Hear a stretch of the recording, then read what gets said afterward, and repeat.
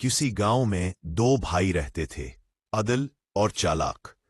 अदल मेहनती और सच्चा था, जो जमीन पर मेहनत करता था, और चालाक जो मेहनत से जी चराता था, सिर्फ जल्द फायदा चाहता था। अदल को बीज एक दिन एक बूढ़े दरवेश वहां आए। उन्होंने अदल से कहा, बेटा, ये सच्चाई का बीज है, इसे सब्र से बोना, ये दुनिया का सबसे कीमती फल देगा। चालाक को बीज। चालाक ने फौरन दरवेश से कहा, मुझे भी बीज दें।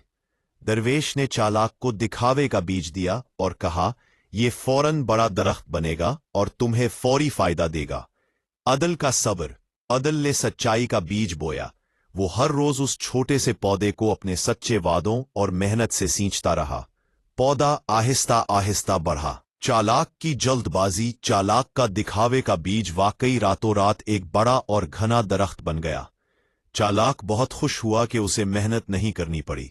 अदल का फल। कई महीनों बाद अदल के पौधे पर फल लगा।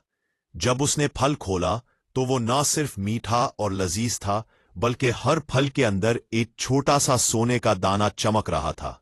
इसकी सच्चाई का अज्र मिल चुका था। दरख्त के फल तोड़े, मगर जब चखा तो वो बहुत कड़वे और बेजायका थे। दिखावा अंदर से खोखला था।